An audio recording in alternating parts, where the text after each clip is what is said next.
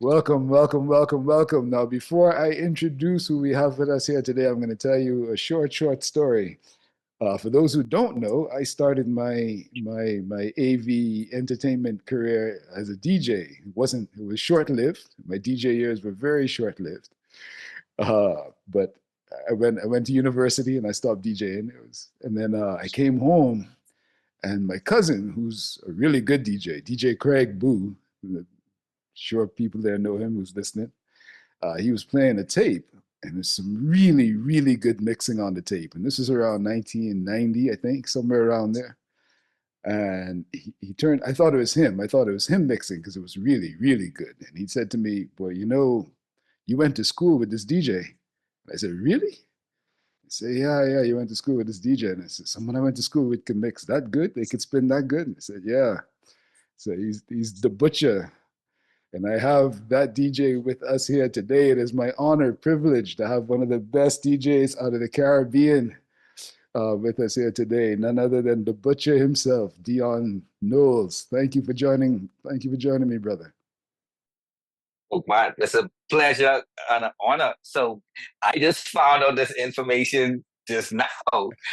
I had no idea, number one, that you had ever been a DJ. So that's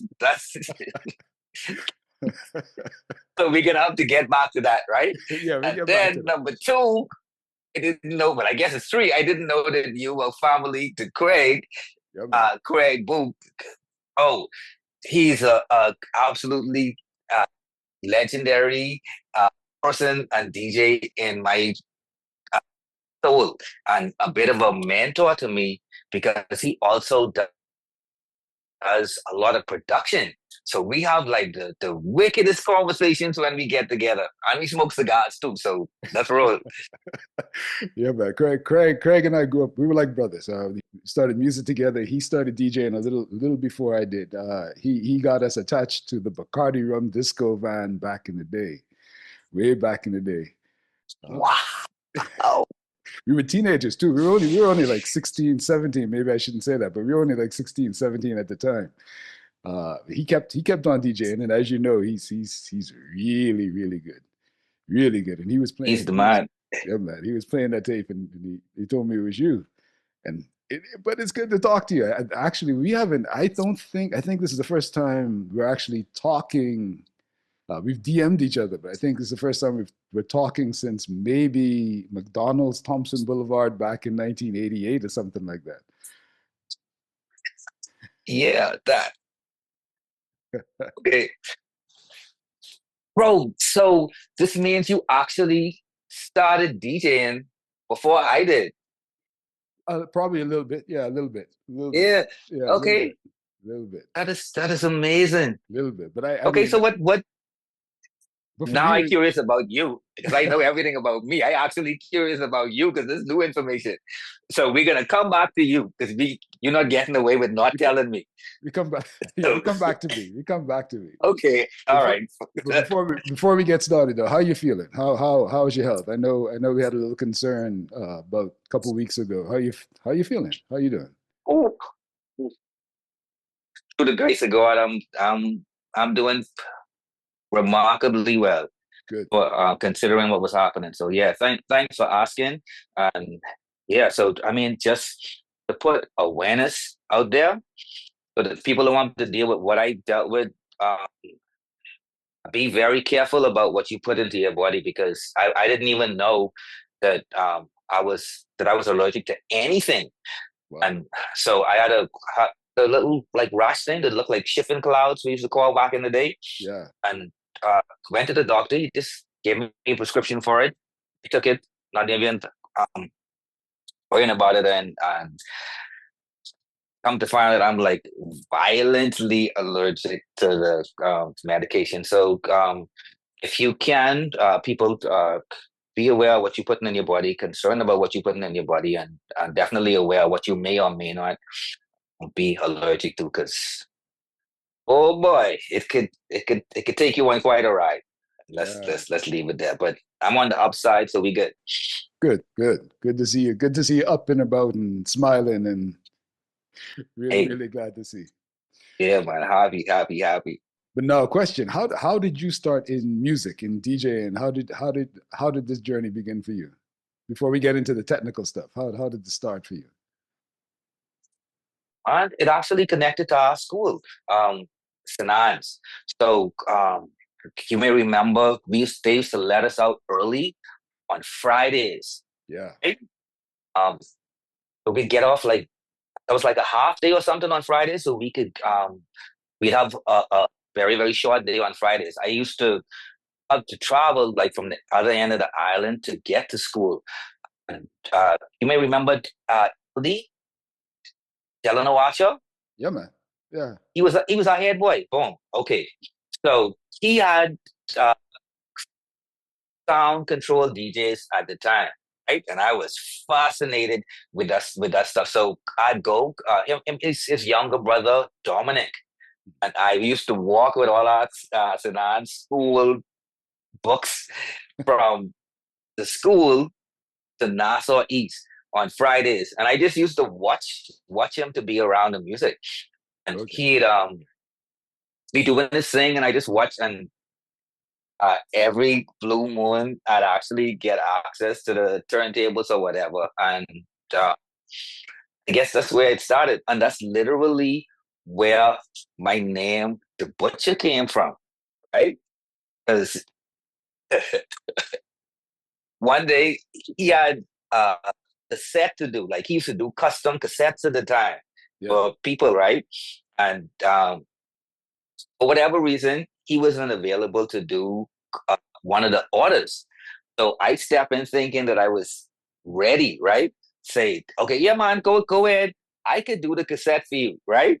yeah. And he like looked down at me, practically sucking teeth with this look of scorn, and he said, "No, nah, bro, you was an old butcher. You couldn't do no cassette for me." And I was devastated by that, bro. Right? So I was like, bro, I can make you regret ever saying that to me. And that was the start of the name, and that was the start of the journey in DJing. Okay. All right. I didn't know that. I didn't know that. What I did remember when Craig told me that you were the DJ on the tape, I remember you were one of the few people in high school I had ever discussed electronics with, like practical electronics, how to join things electronically. Like if you add speakers in parallel, resistance goes down, add speakers in series, resistance goes up. And I remember you asking, I remember us talking about it. I was talking theory, you were talking speakers, but I didn't know at the time. I had no idea at the time that you were DJing or getting into music. I remember you just saying that this is important, but you didn't say why it was important. And then I found Mm. that, and then I found out later that you were DJing. Uh, Cool, awesome. Like life is something else. yes, it is. Regular life is something else. Yes, it is. Are you into anything else artistic? Do you produce? Are you producing records, producing anything? It's been a long time, so I really don't know what else you've been into. Okay. Also, my production career, the whole other thing. So the short answer is yes. Okay. So so after high school, so we would have our paths would have gone this way after my McDonald's days, right? Yeah. So after McDonald's, I went to work at Compass Point Studios. Okay. So that is where the foundation for the person that was doing the mixing that you heard uh, at that time was laid because where I got introduced to reading about the studio world. So I was an assistant engineer originally, Compass Point. So you learn all about 24 and 48 track mixing, recording, et cetera, from then. So I used a scaled down version of what we were doing at Compass Point. I applied it to the DJ world. And that was the basis of why I was able to achieve completely different sound when you heard my mixes. Oh, It was cool. from Compass Point. So I was a audio engineer that was applying that knowledge to DJing. Oh, cool. Cool, cool. Actually, I didn't You- know that. I didn't know that either. But that's cool. I just let the DJ stuff, um, you know what I mean, Yeah, have its own life. So the background to it, I'm glad we doing this interview because most of this information about me, people don't know. people don't know. All right. Yeah, like okay, let me give you another interesting little tidbit where the two join together. Yeah, So I was a assistant uh, engineer at Compass Point. yeah, So if you know the history of Compass Point, owned by Chris Blackwell, who owned Island Records, and yeah, the biggest artist ever on Island Records is Mali, yeah, right?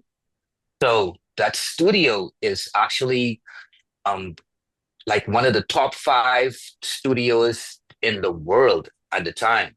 And yeah, the history of it is, man, Google the history of Compass Point, bro. You would not believe yeah. so many amazing projects been there.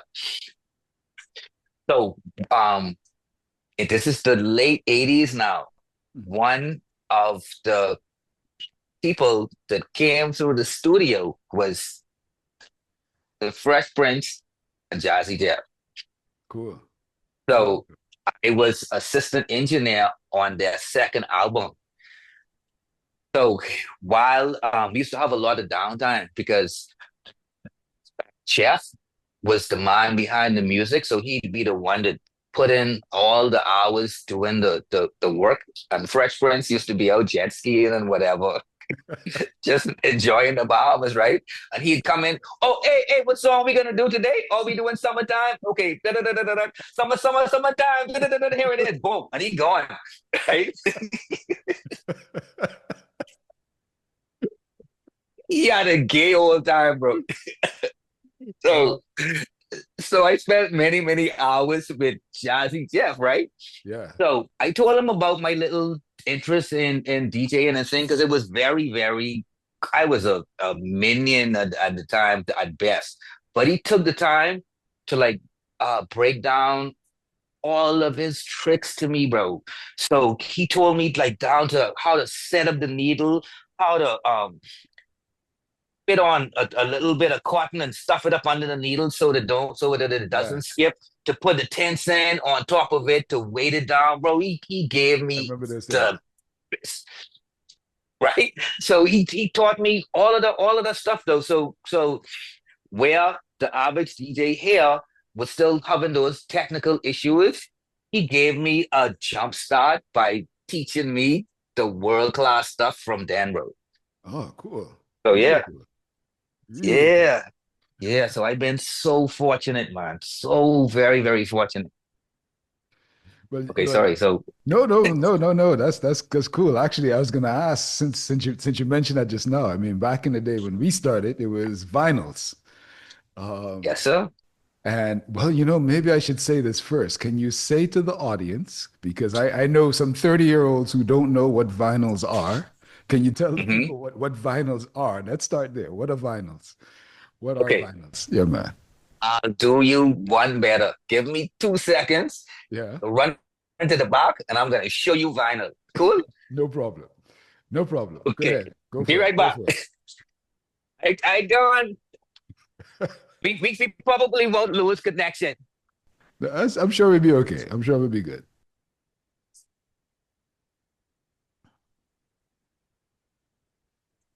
Okay. All right. Wait, I begin through to get you.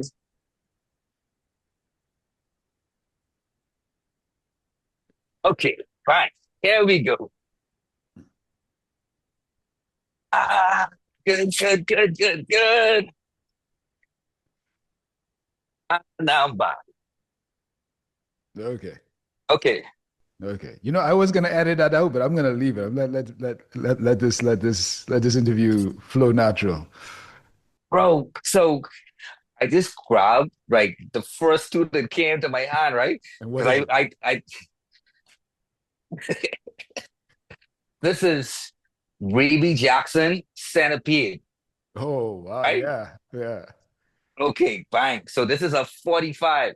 This yeah. is what the singles for the kids would come on back in the day, which means it's just one song on the record, Mhm.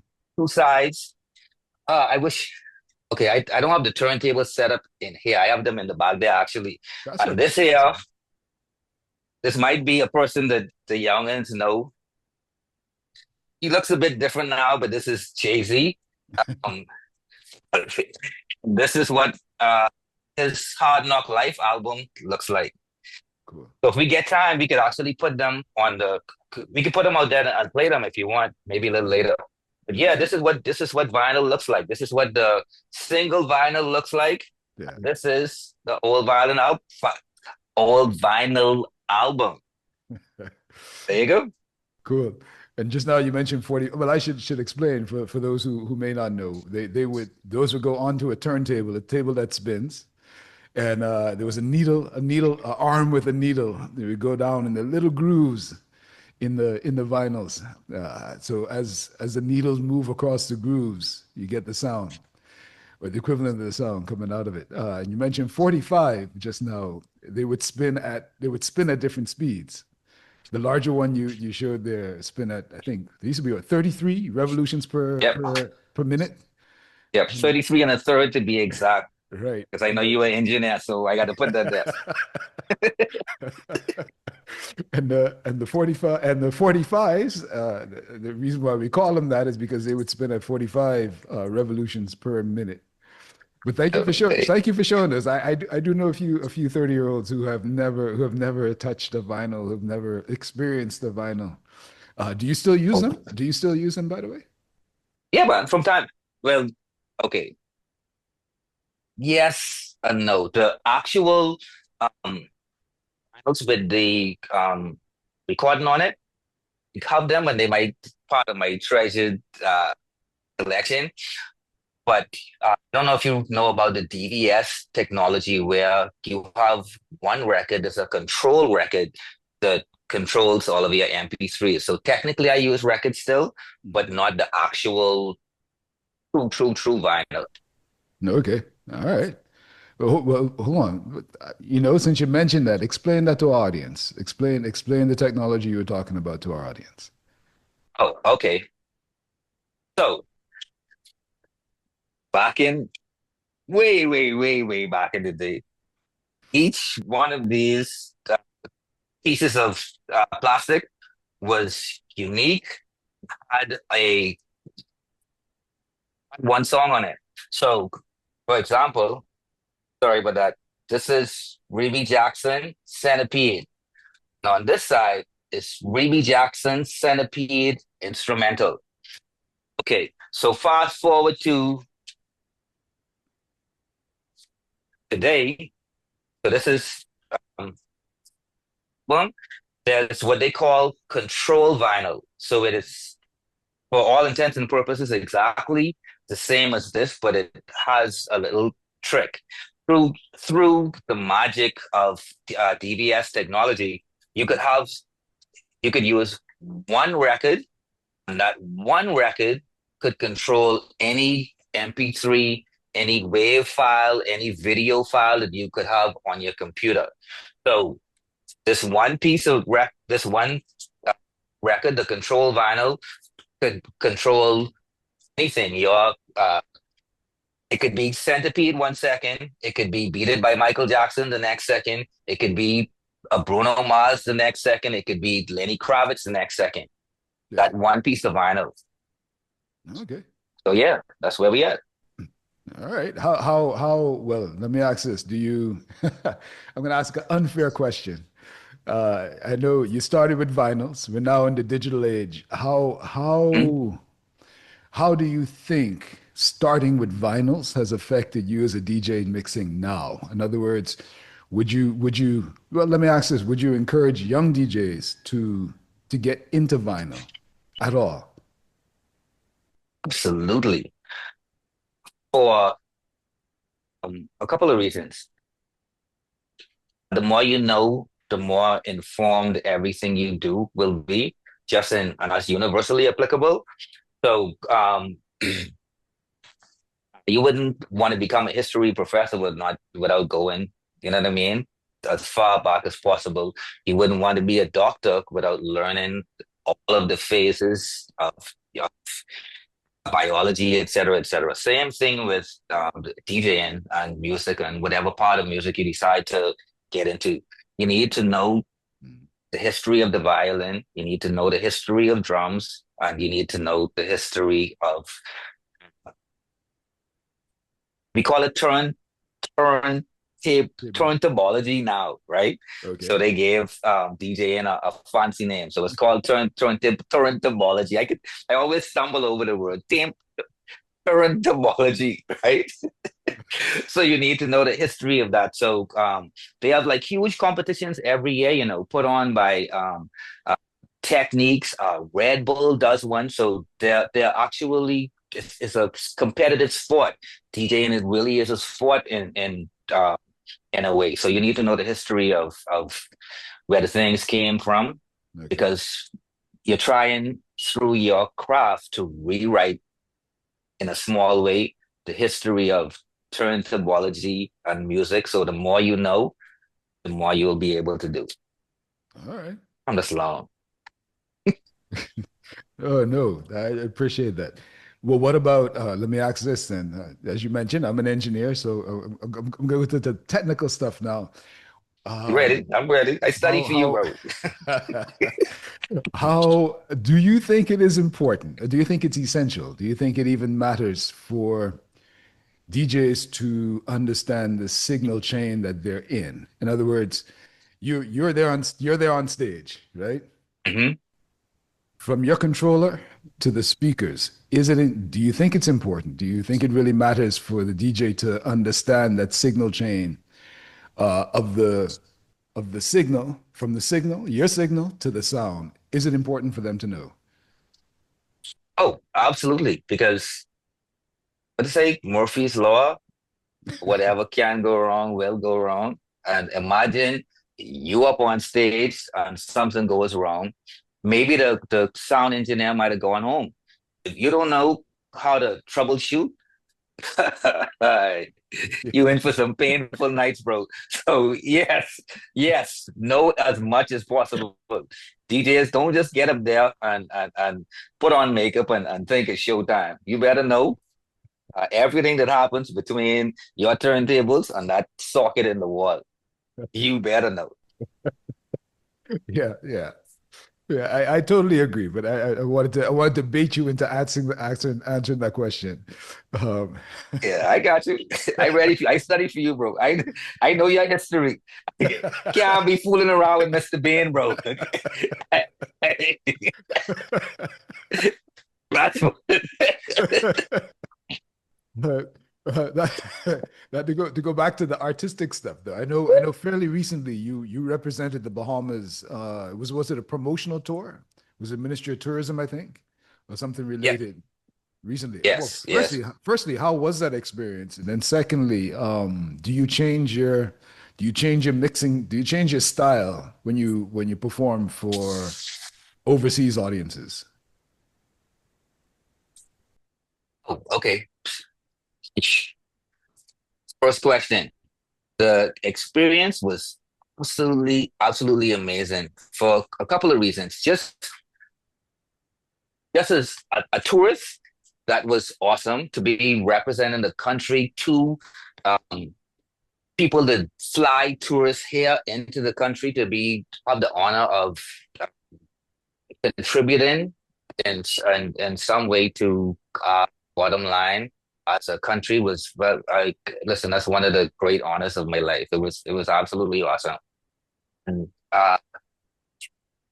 the things that from the audio visual side, bro, the level that they on when they set up for us is unbelievable. So I bring back a wealth of knowledge and a bunch of new ideas that we could and should be able to add to our toolbox. Yeah, it's gonna be awesome. Good. Gotta find out where those things came from, because man, listen, the way that they were able to transform spaces using light was absolutely insane. Oh, sorry. I of course. So No, that's what okay. was the second part of the question? That's Yes. that's okay. The second part is, do you change your style? Do you change your approach when you're performing for Of a foreign different folks? overseas? Yeah, for different uh, audiences. Yeah, the short answer is yes. Okay. Yes, correct. Affirmative. Yes. And you have to be able as a DJ to do that anyway.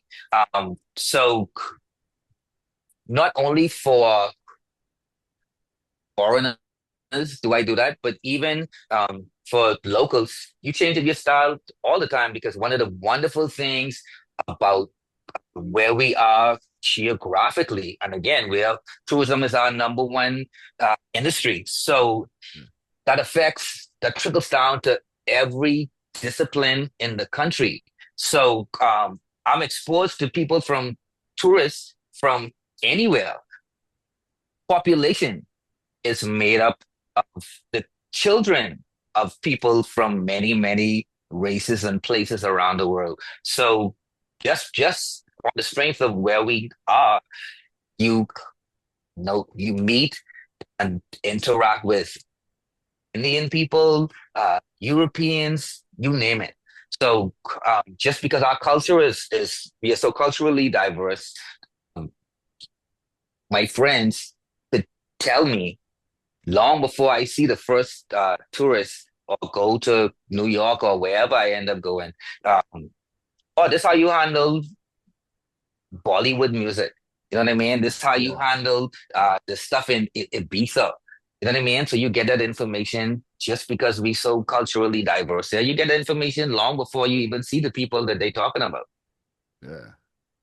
Did I Cool. answer the question? Yeah. Yes, you answered it. Yeah, you answered the question. You answered the question. Yeah. Okay. The short answer is yes. The short out, yeah. Yeah. No, no, appreciate it. Appreciate the answer. Um, you know, we are running out of time. I didn't plan to make this a two-part interview, but I've only gotten through a small part of the questions I wanted to ask you. So, Okay. no, I tell you what we're gonna do. We'll wrap up this interview, Okay. and then we'll jump back on and do the second one right after. Okay. All right. Go. So we'll do that. So we're here with Dion the Butcher, and encourage you to like, subscribe, and we'll put his details in a link below. He'll give us those. And thank you for joining us, and we'll see you on the next interview.